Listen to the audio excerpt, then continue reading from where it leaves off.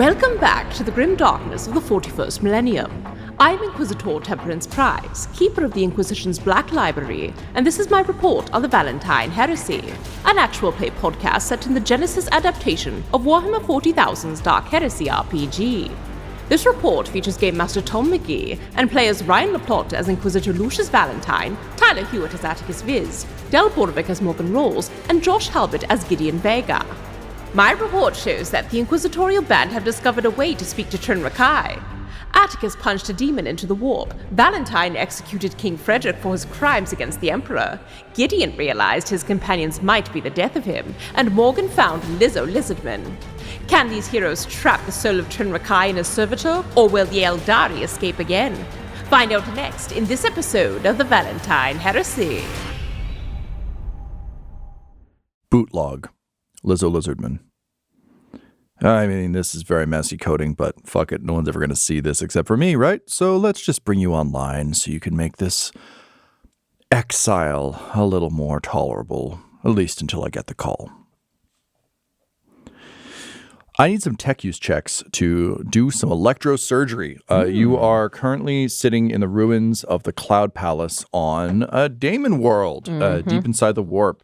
Having successfully defeated a monstrous creature that Valentyne correctly identified as being of Tzeentch, you executed King Frederick of Greybridge, both to Gideon's chagrin and also to prove a valuable point about the tenuous relationship one has with an inquisitorial party. I mean, that wasn't why we did it, but it's why Gideon ended up deciding we did it for. So having handled that, you've ripped Lizzo Lizardman out of the wreckage and are beginning a complex surgery, having discovered that there is a socket for a soul stone buried inside her that she seems unaware of, as well as determining from speaking to her that she has a distinct lack of understanding about her own existence other than kind of what she is able to ascertain from running around. So in order to make sure that, the Soulstone can't transmit, but also to ensure that there isn't any, malicious code or anything else, because you found code written in aeldari, you've decided to try and shut down all of the servos. I'm going to say that we can kind of count this as our general bring everything back online, a series of tech checks to get the transmitters shut down in her, also to get Toby back online. Oh, great. I did have a question before we move forward is, I don't think I heard it because there were lots of bikes and explosion stuff. Did I hear the message about Eli? No, from I Eli? haven't told you that yet. Okay, then I would not think to bring that up. I'm going to take this computer apart. Yeah, do it. All right. So this is, I'm going to say difficulty 3. Okay. Morgan. I'm going to give you a boost for honestly probably using Toby as like jumper cables and stuff. Like you're aware of how to kind of get in there. Okay, and if I am able to use Toby as part of this check, I get a boost from my impulse unit when Toby's connected. I'll take that. Yep. I'll give you another boost from Gideon's familiarity with Jeffrey. So being able to actually point to like how servitors specifically work. That's not a mystery to you because you have someone who has one that he's sort of spent his life around. And you get another boost from Eugene providing kind of overwatch, I guess, on things. I'll give you a setback for the damage to the servitor. I'm also going to give you a setback for weird Xenos shit because there is surely some weird Xenos shit inside this servitor body. Great. It's as you start to dig around, you're discovering it's carefully disguised. So like you might find a standard kind of imperial pipe, but then when you look in the ripped off, Attikus twisted her like a can thing, you see there's actually like Xenos shit tucked up inside. Yeah, and I'm going to use a story point. Sure. As Morgan is doing this, and with all of this guts of the computer apart, like she's occasionally fixed Toby when he gets a little nicked or dinged up, but she's not really a big tech use person. But the way that she learned how to do this back on the ship when she was with Rogue Trader Varn is the boy named Toby, who she named Toby the bird after. He was just a little ship's tech boy and was the first person she made contact with in the walls of the ship, because he's the one who realized it wasn't the ship making noises, it was something in the walls, because he operated and fixed the ship and things like that. But prior to Morgan getting Toby the bird as hers, it was just referred to as a serial number. And Toby the boy wanted to be action hero and didn't want to just stay on the ship and do tech stuff, and got shot in the head at one point on an away mission, and was since then. But that's what Morgan thinks about when she's working on tech stuff, is like being a little girl with little boy Toby looking at computer stuff. Hell yeah. So, story point. All right, we're going to roll it. Oh, wow. Okay. So 3 failures, 2 threats, and a triumph. Ooh. 3 failure, 2 threat, and a triumph. Yeah, so Interesting. I will say from the outside while this is happening, because Valentyne did not contribute to that check, he's turning off Eugene. He's tying up Jeffrey, and he'd like to do something, but he wouldn't fuck with Lizzo Lizardman's body directly. So he's standing there ready to take this fucking thing's arms off the moment the surgery's over, but he can't jolt it because it's sensitive. Okay. Yeah, I have a pitch for you if you want. Sure, off. Yeah, please. In my opinion, it's like you said, there's Xenos tech in there. So to me, it seems like there's enough tech in there to fix Toby and get Toby back online. But once we hit Xenos tech, aeldari stuff, it doesn't seem like Morgan's going to be able to get through any of that or actually affect its ability to talk to other machines, because it's like that is way beyond her abilities. Okay, I buy that. Yeah. So Toby's success, Lizardman fail. Yeah. Yep. Which is what, for 3 failures, 2 threats to me seems like I did not do the task I set out to do at all. Yeah. Okay. And then for the triumph, she's on. Would you turn it back on after this, or? We got to figure out what Morgan thinks the results are. I don't think I would.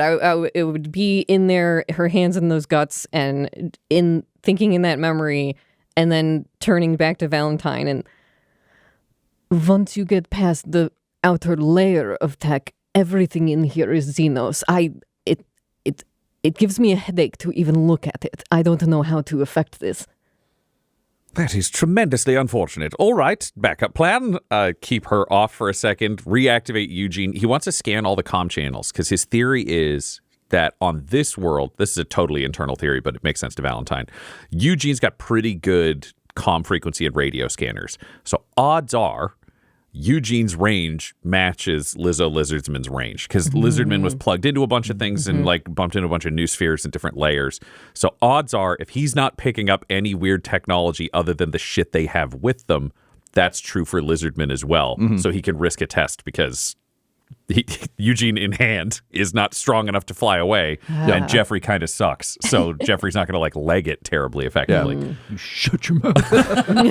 He doesn't say it out loud. But he'll just do a quick scan with Eugene across all the comm frequencies to see if he's picking up anything. And you're specifically looking for if Lizzo is transmitting out? No, this is if there's anything else that's transmitting. So he can know, like, if How there's something far? that he thinks is in range that Lizzo might be able to jump a Trin Rakai to. There isn't. No. Then it's a calculated risk. Tie Eugene to waist, turn off. Turn and be off like, Toby then. Yep. Sure. And then just be like, all right, if Jeffrey legs it, we'll tackle him, I guess. Sometimes the Emperor provides. And he'll push the stone into Lizzo Lizardman and Attikus. unplug himself at the same time. Just stretching his hamstrings in case he has to chase down Jeffrey. So, yeah, you turn Lizzo Lizardman back on, and she... there's a bit of a burst of static, and says, whatever you were doing, what was that? Where did I go? Push stone in. And immediately the chest cavity closes. It has to take the verbal command piece again. It closes, and Lizardman's voice shifts to Trin Rakai's, but it's a bit of the GPS,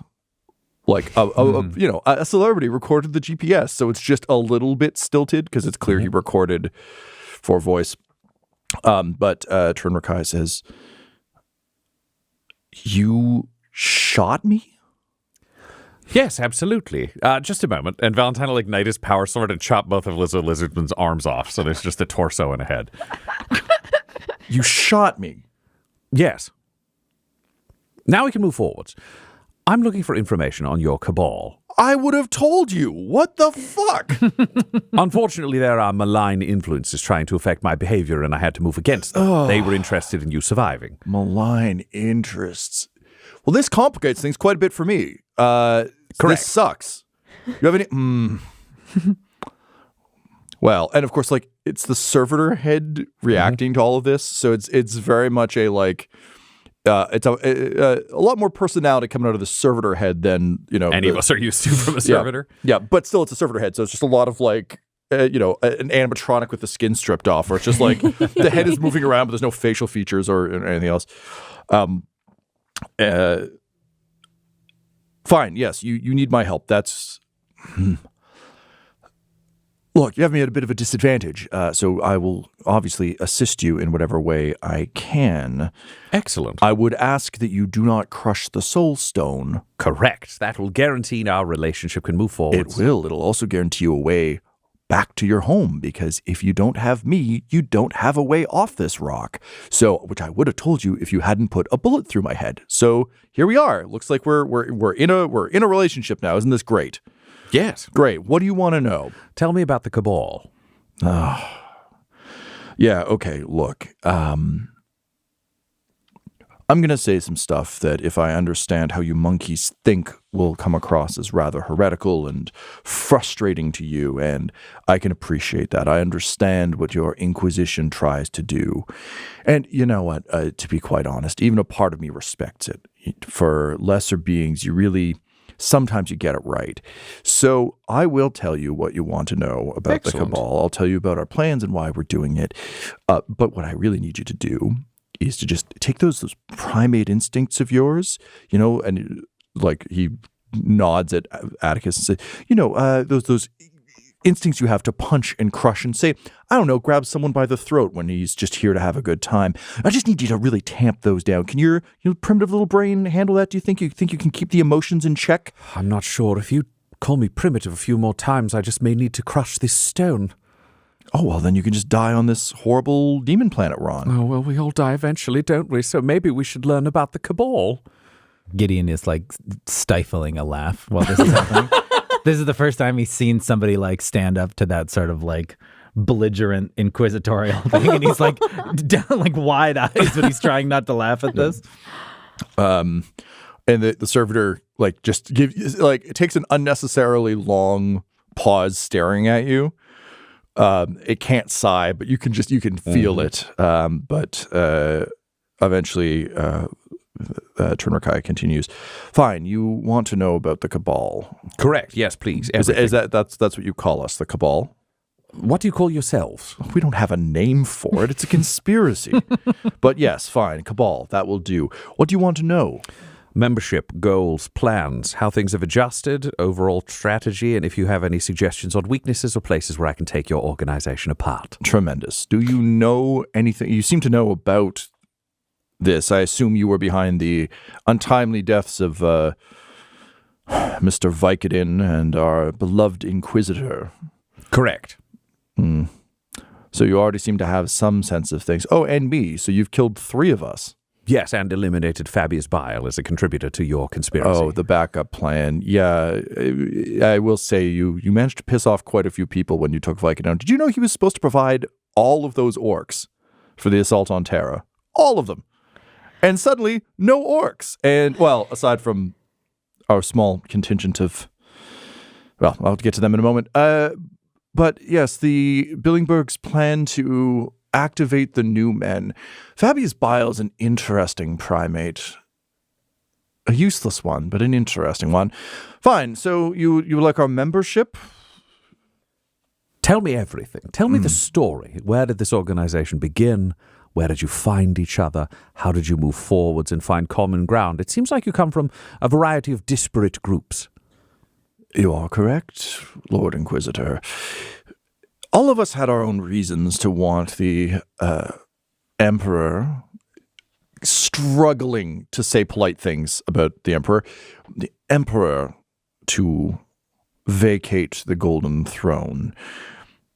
None of us set out to ally. In fact, many of us deeply dislike each other, but it seemed that our goals were at a similar purpose. And so, despite some of the more outlandish demands, such as Vicodins to drink from the Emperor's skull, for instance, we gradually found each other over time. I was rather instrumental in helping connect everyone. As you can probably tell from my new robotic body here, technology is somewhat my thing, and I've had an awfully long time to perfect it. So over time, when we found people who were interesting, we would start to bring them together.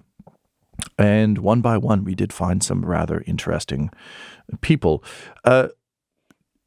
The Inquisitor, Barthas Billingberg, was key in identifying a lot of your human traitors. He was aware of several groups that were somewhat displeased with the way things were going, and he would put a word in my ear, and I would get a word into theirs. Of course, I kept myself out of it because those, not you, of course, but those primitive intellects really struggled with the idea of a Xenos, but gradually they all came around. So, in terms of our cabal, as it were, you'll be very disappointed, I'm sure, to know that we have the leader of one of the Adeptus Astartes in our pocket. His name is Sandor Rafferty of the Crimson Thatch Marine Brigade. Now, you likely haven't heard of this particular chapter, and with good reason. They are viewed as a bit of a joke amongst the older chapters, at least to hear him talk about it. Many of our meetings, we wasted a tremendous amount of time on his ranting and railing. The Crimson Thatch has an unfortunate color scheme, plaid, I believe you call it. It makes them somewhat an object of ridicule, despite being Adeptus Astartes, and Rafferty envisions a world where all chapters are treated equally, where your ultramarines are not held up as the golden children of the Emperor, and everyone else is just kind of along for the ride. He is tired of the old orders getting all of the support, all of the weaponry. He's tired of being sent to clean up the messes and to have his marines die in the name of causes he had no voice in. It being a second or third founding really doesn't have a lot of prestige, at least to hear him tell it. So he seeks to balance the scales of the Adeptus Astartes, even if it costs him an emperor. Do you know his founding legion? Knowing that he's a second or third founding, do you know his original Primarch? I do not. Interesting. He doesn't speak of such things. My guess would be that they may have been one of the traitor legions, but who knows? Who knows? There's remnants of Space Marines everywhere. Surely you must know this Inquisitor. In terms of me, well, I suppose I can get to me next. My people are at a bit of a crossroads. There is a new god in our pantheon and a lot of thoughts as to what to do about that. Are you familiar with the Infinity Circuit? Yes. Good. That will save some time. The aeldari have often thought that all of us need to die and enter the Infinity Circuit to get it going, which, needless to say, doesn't sound great to me, but it also takes a long time because my kind are rather long-lived. I seek a different way.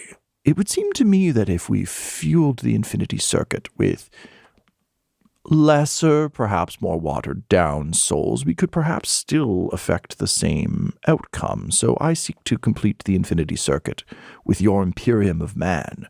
Surely if we all join together, we can stop Slaanesh and bring order to the galaxy. Isn't that all of you have really wanted? And I don't think it would take all of the Imperium, just, say 2/3.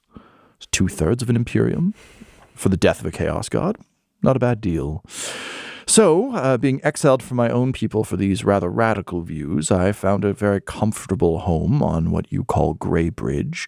It was a site of some interest to me, knowing there was a warp gate there previously. We managed to find it, get it back online. Unfortunately, the King's Pet World Eater was convinced that the stone was on one of his dead compatriots. It seems you found this compatriot on Great Bridge and brought the body, and there was no stone on the body, and so he got rather pissed off because he realized we'd been lying to him for just about 60 years, which of course made him rather angry. How is dear Forrest Pollard? I mean, he was drawn through the same gate we were holding the seed, so one does not know. I see. Did he activate the gate? I'm not familiar enough with gate technology to be able to assume, but it felt somewhat uncontrolled. Did anybody damage the gate? Yes. I'm sorry, I was kind of behind all of you, so yes. That could explain how we ended up here then. If a gate was open here, we may have somewhat crossed paths, and what was supposed to go one way intersected us coming another way, and kaboom. So, interesting. In any case, yes, so I seek to complete the Infinity Circuit. If you want to help with that, I would welcome it, but I suspect that for an Inquisitor, that's somewhat distasteful. So I would be happy to abandon my scheming, since you kind of have, again, like, can't gesture with arms, but basically, you got me. So since you have me at a bit of a disadvantage, I will be content to be left where I tell you to leave me along the way home. Excellent. In terms of the rest of our cabal, you of course met Glasgow Vicodin, our diplomat. He was vital in gaining the goodwill and support of many people in and around the galaxy. His spirits are popular, his money spends very well, and he was generally a jovial and liked person. He also had blackmail material on a tremendous amount of people, so he could nudge things in our favor here and there amongst the Imperium. And of course, his infinite war with the orcs was a perfect breeding ground, not just for fine spirits, but for an army of greenskins that we could unleash to create enough of a distraction that we wouldn't get immediately murdered upon our arrival on Terra. Terra is an interesting nut to crack. So good on you. Good on you. You guys did good on that one. That one's a tough spot. But a wave of ravening orcs dropped in by one of my warp gates was really going to ruin a lot of people's days. But then you killed him, which would have perhaps been manageable. But you also scoured his planet, which meant we lost our orcs. And as a result, we had to turn to Fabius Bile, and Billingberg insisted he had agents around the galaxy, but from what I understand, those agents in fact killed the new men we were promised, and as a result, we got none. This caused our plans to shift somewhat. It has been quite a topic of conversation, but I've left that to the Imperium folks. My job is simply to open a bunch of doors. I've done my connecting. And besides, the celestial season was upon us, and that is my favorite time on Grey Bridge. You may not know much about the aeldari, but we do love a good hedonistic throwdown, and ever since the king stopped performing for me, I was quite hoping that these, and he gestures at Attikus, he can't gesture at Attikus, nods at Attikus, I was hoping that my new playthings would perform equally well, but instead one of them punched through a mirror and grabbed me, and now I'm dead. So, not great. We have a commander in your Astra Militarum, Johanna Crix. Your Imperial Guard squish rather easily, I'm told, and Commander Crix is rather done with that. She has a verbal agreement from Sandor Rafferty that once he is in power, she will receive Adeptus armor adapted for mortal use. Valentine's expression is still totally level, but that's like a tremendously embarrassing thing for her to be going through. But anyways. And Trin Rakai, like, he can't smile, but he observes your silence. He says, yes, it won't fit or work very well, but that's the funny thing about the way you've structured your armies. At least in the Eldar, we all kind of know what things do and how, at least after the fall, which admittedly are bad. But no, Crix is rather malleable. The dream of inferior soldiers to have superior armor is quite tempting.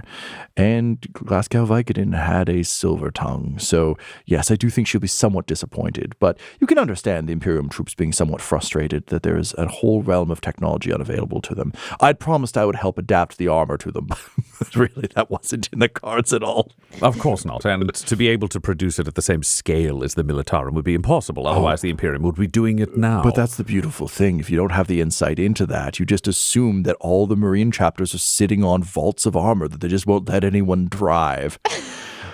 Monkeys truly are delightful. You, person company accepted, of course. Now, you have your fallen legions, those such as Forrest Pollard. There is a Chaos Space Marine, Seneca Alomir. It would seem that not all the fallen legions are particularly thrilled with the current state of things. Many of them regret how it all went down. Disagreements with one's father's father don't necessarily mean that children can't return home ever. So there is what is known as the Unity Pact, a number of fallen legions who would be not eager per se, but willing to reintegrate into the Imperium of Man as long as the Emperor was dead. And so Seneca... In other words, if they achieved their original campaign goals, they'd be willing to rejoin and rule the Imperium. Correct. The hope, as I understand it from Seneca, is that Can you give me a brief moment? I apologize, Trin. I'm not going anywhere. I'm dead. That is accurate. Mr. Vega, I'm aware that you have had, undoubtedly, an excellent Imperial education. It also means that your education was somewhat imperial. You are now being cleared for a level of understanding of Imperial history that is not permitted for normal citizens, to the point that learning many of the secrets that have been discussed aloud at this point would warrant execution for someone who was not an avowed servant of the Inquisition. Again, this little tenuous grasp on life. It's like, should I plug my ears? Yeah. I need you to know this information because we are going to save the Emperor's life. At the same time, I need you to understand a greater part of Imperial history that you have never had to face before because you believe that the Imperium is ascendant and triumphant, and it is all of those things. The Imperium is also a razor's edge away from its own destruction at any moment. 10,000 years ago, the founding of the Imperium and the Great Crusades. Morgan, I'm assuming you know most of this, having faced a certain amount of heresy, but you may not as well.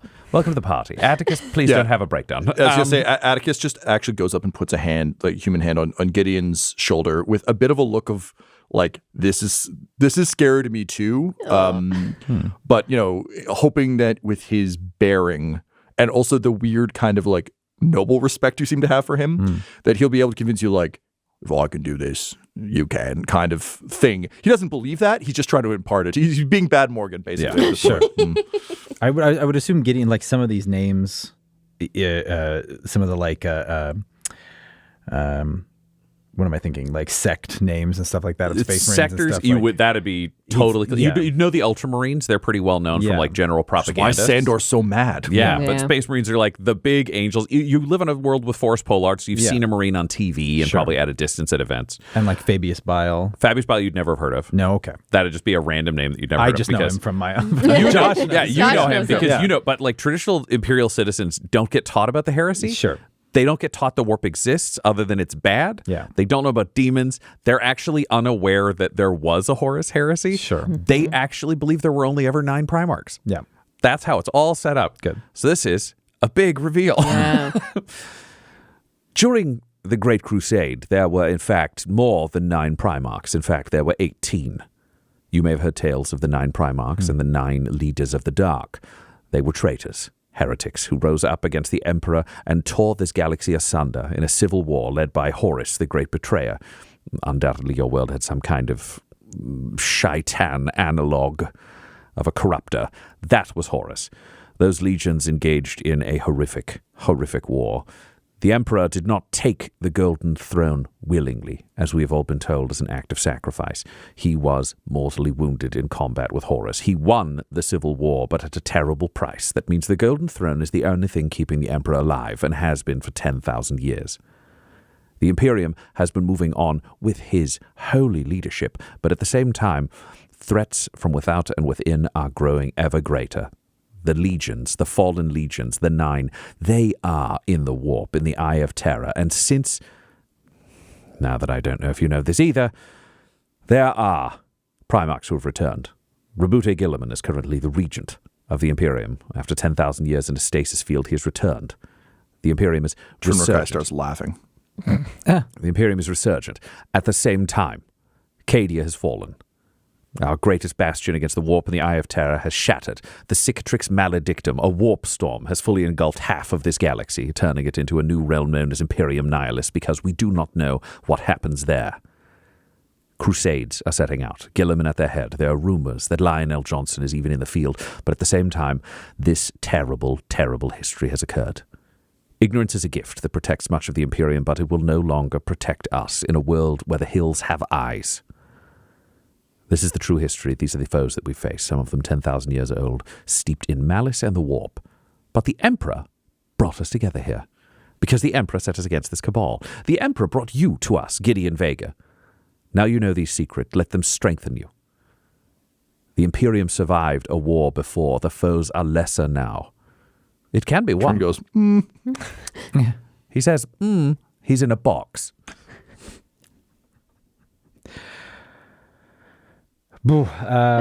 This is Please describe your reaction. I'm Yeah, not excellent at reading this features. must be like the most fucking ridiculous thing. Like this is such an asshole of a day for Gideon.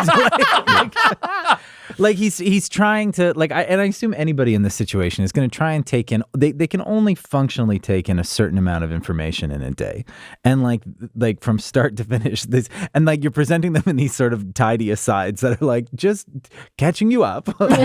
Here is another world-shattering amount of information that is like, so I can't begin to imagine what Gideon is actually like processing. But the nice thing is that seeing Trin and seeing like it must be like a mixed blessing to see how a belligerent inquisitor who is constantly looking for heresy, and then to actually see it happening and be proven right a little bit is I assume must be very complex, because Gideon's probably assumably like rightfully terrified that at any moment you could kill him for any litany of transgressions, but then to see that there are other bigger things that are you're actually like sniffing out, that there are heresy, that there is corruption, that there is constant subterfuge, and that these sort of things. So there is a certain amount of relief, I think, to that knowledge of saying like, okay, like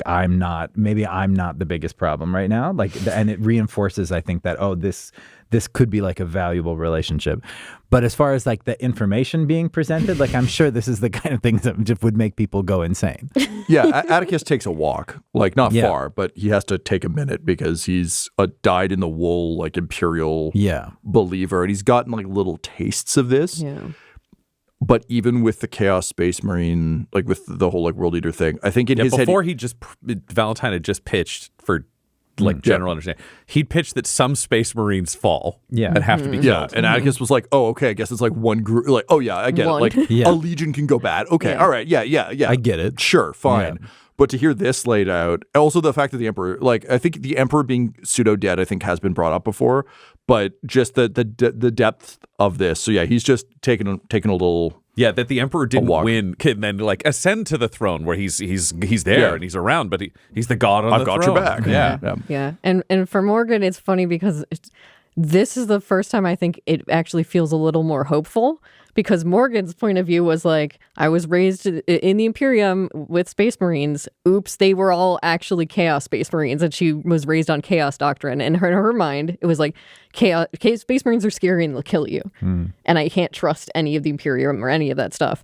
And then we got to Greybridge. Oops, another fucking 2 more Chaos Space Marines. So in Morgan's mind, she's like, Space Marines all bad. All bad. I have not seen a good Space Marine.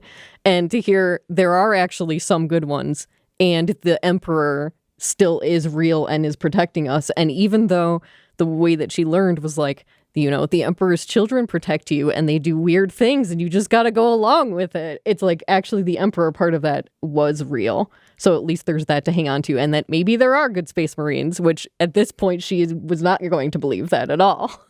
So for Morgan, it's like it actually clicks in to make things make a little more sense, whereas before it felt like the whole Imperium and the Inquisition, all that stuff is a lie.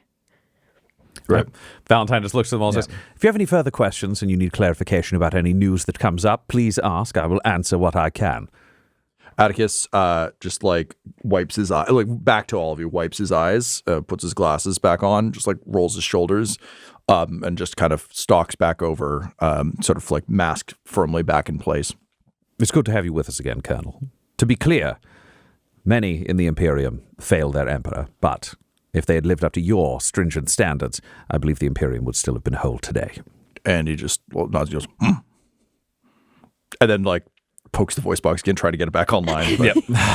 And Valentyne will just turn back to Trin and say, all right, so I now understand about Seneca Alamir, I believe you said. Alamir, yes. Alamir. One, if I can add to your lovely little tale, though. Please do.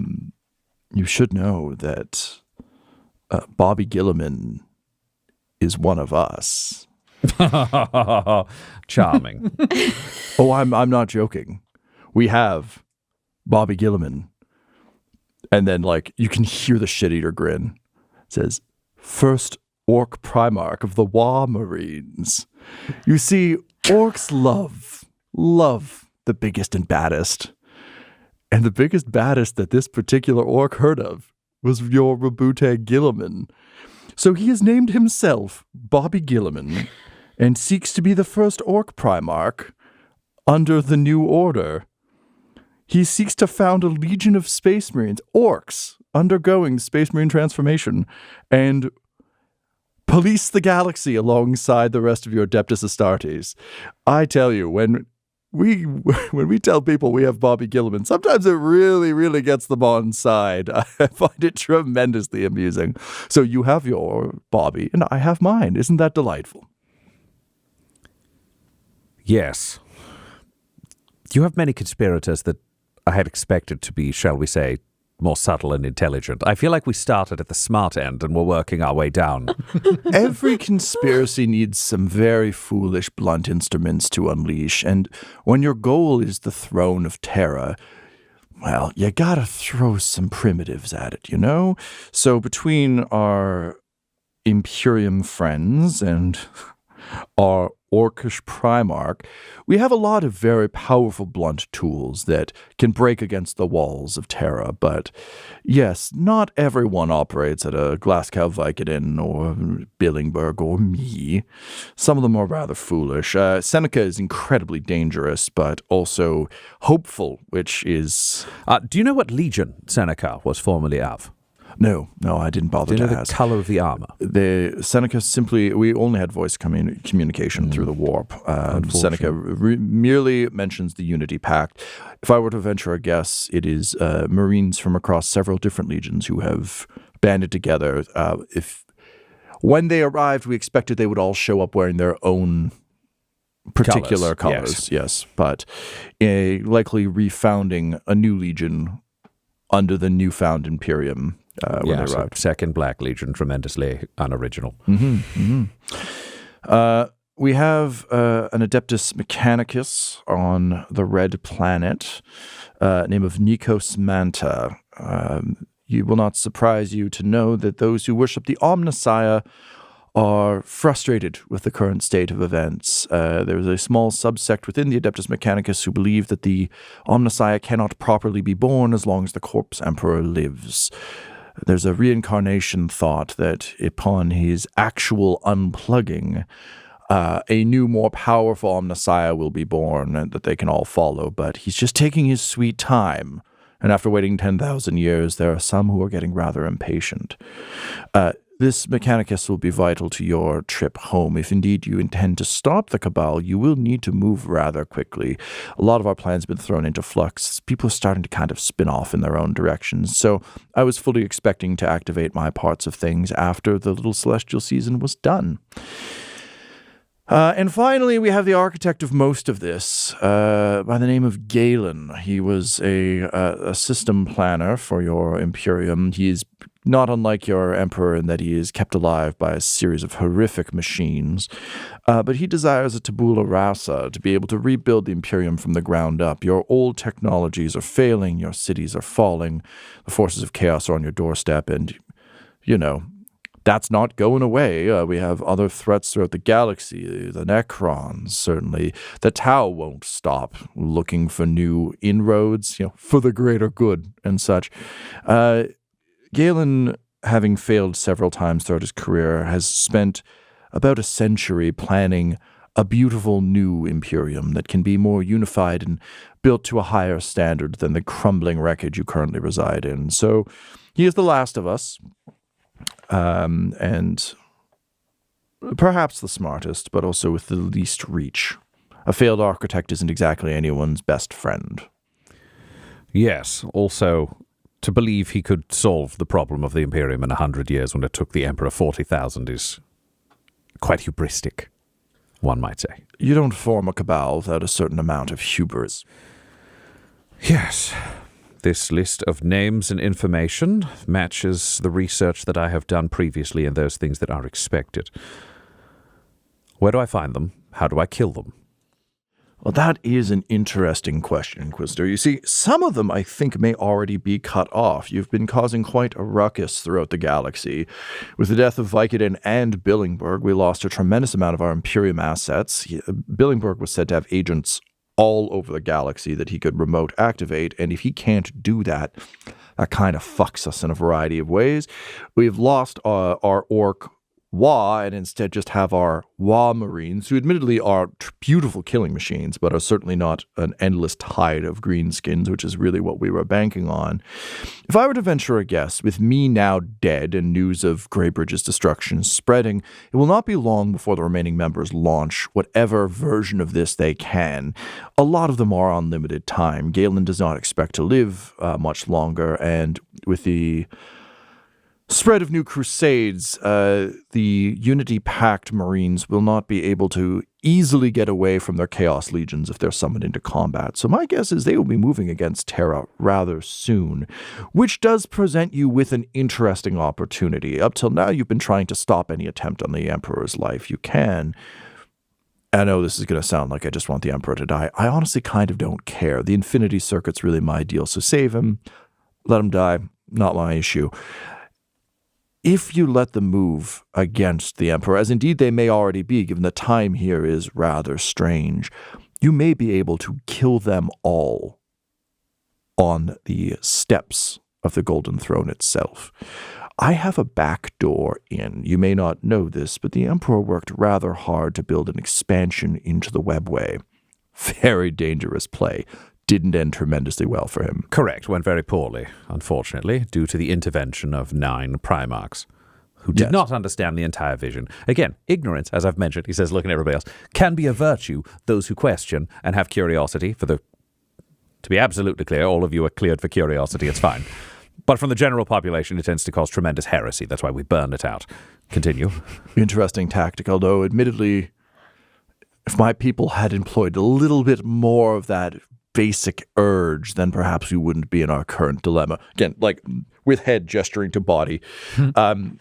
Your Emperor is, of course, incredible, although the fact that he didn't figure out how the butcher's nails work, I do think is rather adorable. It did take me some time, but we have technology that would really just change things dramatically for all involved. But what do you if you had offered it as a species, perhaps it would have been taken. Touche, Inquisitor. This is fun and interesting, just the way I like it.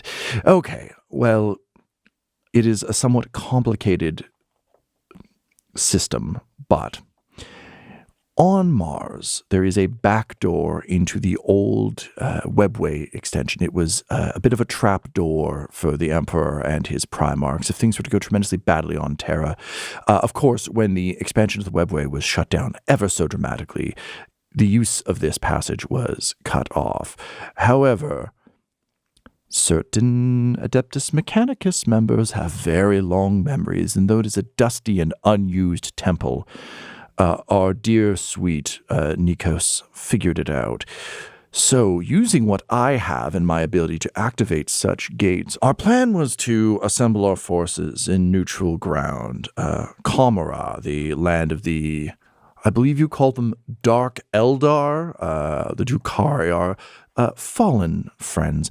Several of them have found their way through, this is deeply embarrassing for you, have actually been brought through to Terra in a variety of what you would deem heretical attempts to get the Golden Throne back up and going. Now, admittedly, those ones got killed rather efficiently, but nevertheless, the back door remains open. So we would rally on Kamara, jump through to Mars, activate the portal, giving us the back door into the webway on Terra itself, and assault the Emperor where he lives. This was intended to be, well, the forces of our dear heretical Johanna Crix and the orc forces of Glasgow Vicodin's world, led by Bobby Gilliman, the orc Primarch, stormed the gates, creating enough of a distraction for us to slip through, kill the Emperor, seize control of the throne. We have interested parties who live just below the Lords of Terra, who are eager to step up and fill the void. So once we seized control, suddenly a number of allies would step forward and help spin this into the wonderful thing it is. Hope for the Imperium, after all. Do you have a list of the names of those allies? I will give it to you when you deliver me to the Black Library. Fantastic. As he says this, you see the sort of figure of the woman standing behind him, smiling and nodding, just beatifically smiling. Gideon is going to shoot fire at her. Great. Take a... Valentyne remains silent as a test and is quietly impressed by Gideon. Yeah. He's trying to figure out what's going on here, and he's Sure. Can take a couple strain. I'm not going to make you roll the attack. Sure. Just pay the cost. It's 2 strain for an attack. Two strain.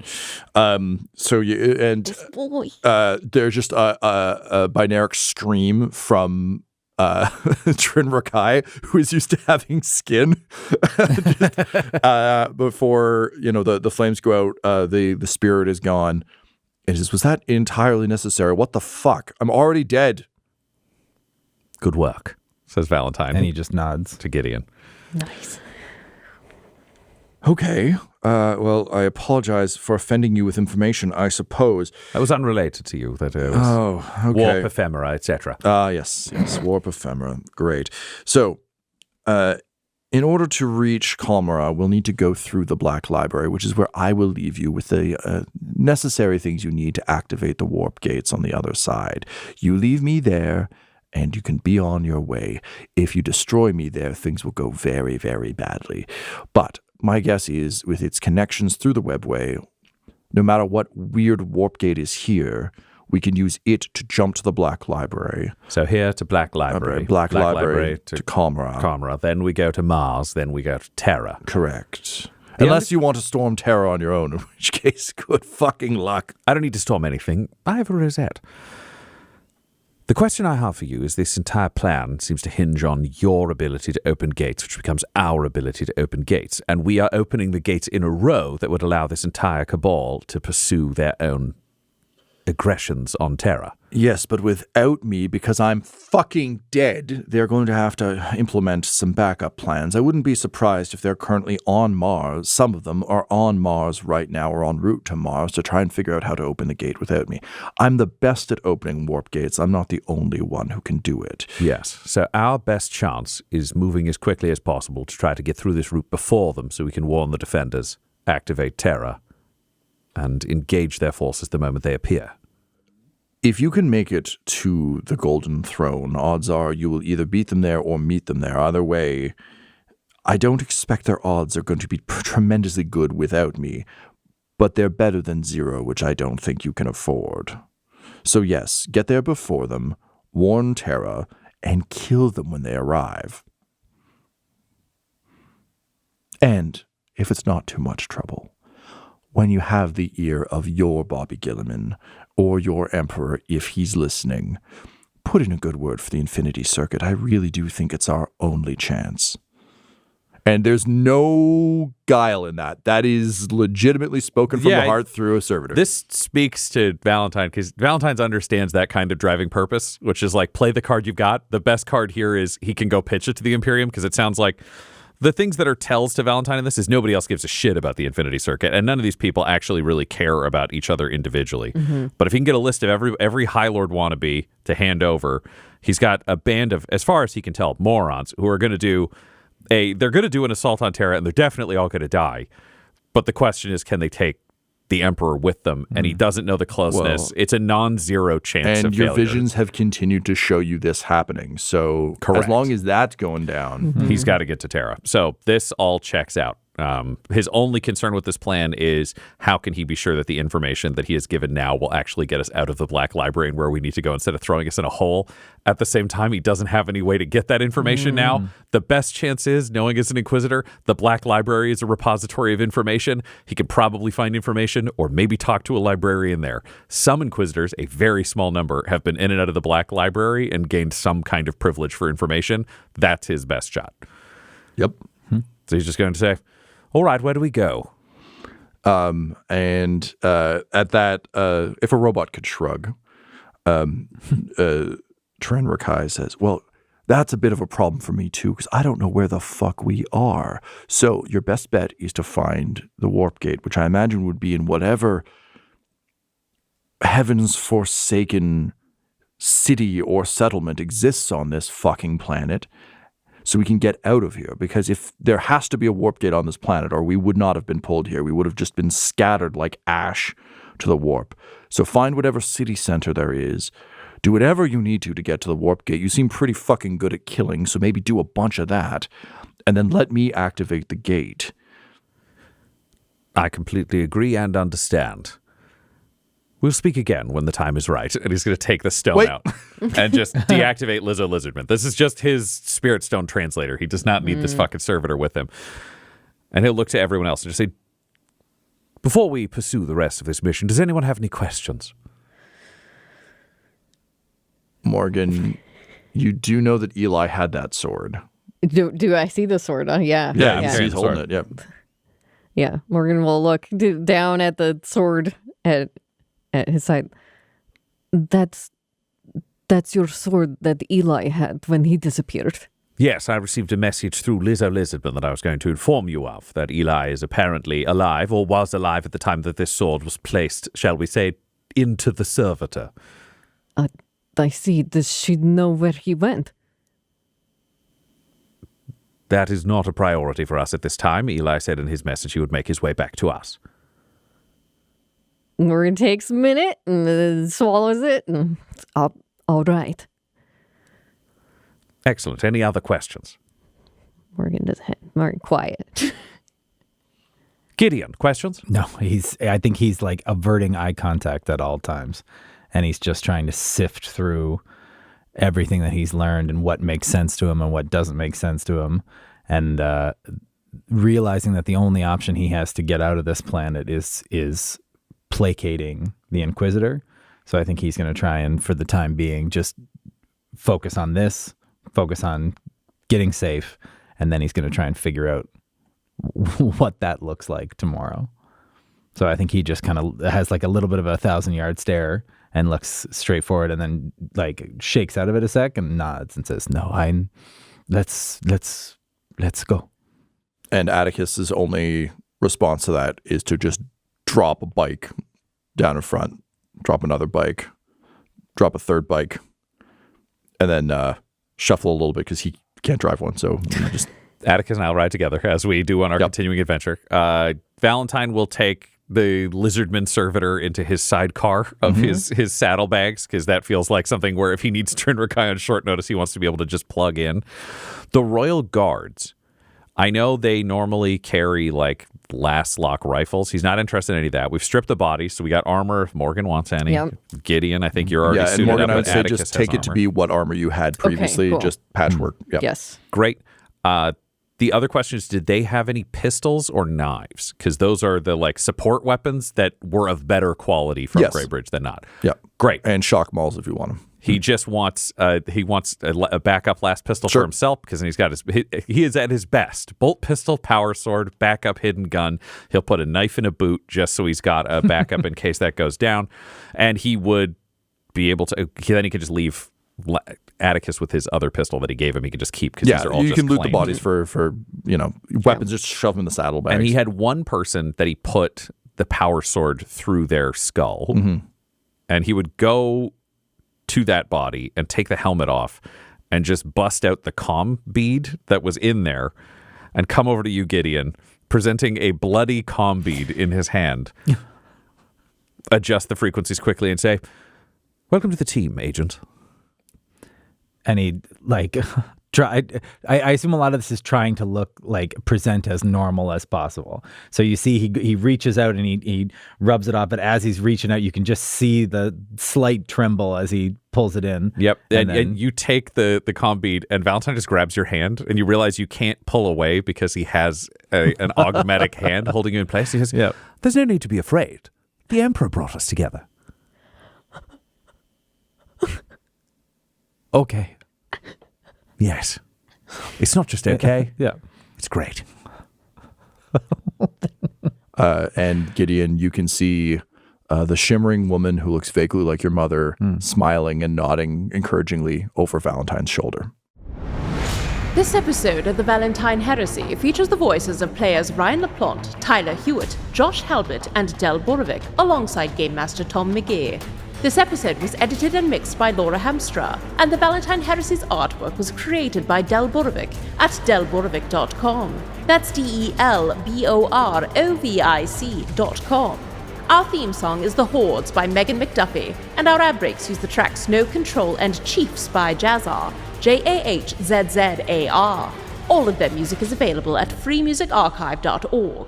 For all things Dum-Dums and Dice, including merchandise and how to join our Patreon, you can visit dumdumdice.com or find us on social media at dumdumdice. That's DUMBDICE. Ave Imperator, and death to all the heretics.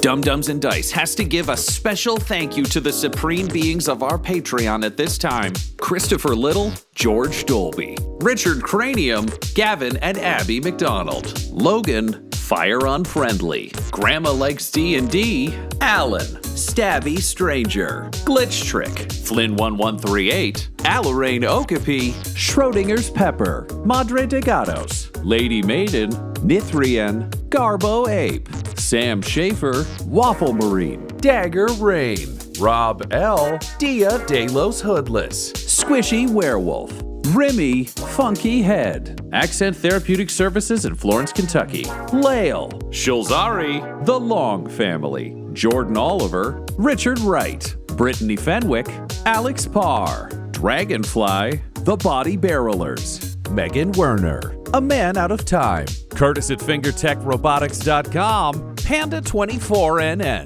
Shendra D, Your Homeboy Bones, The Gata Family, Ellis Hatch, Odigenous, Beef Not Cheese, Kai Koa, Squire Solaire, Sandy Sassy Pants, Adam, Amira Lockhart, and Jill and Noel LaPlante. If you want your name to be added to this list, you can join our Patreon too at patreon.com/dumdumdice. Thanks to them, and a little bit of thanks to you.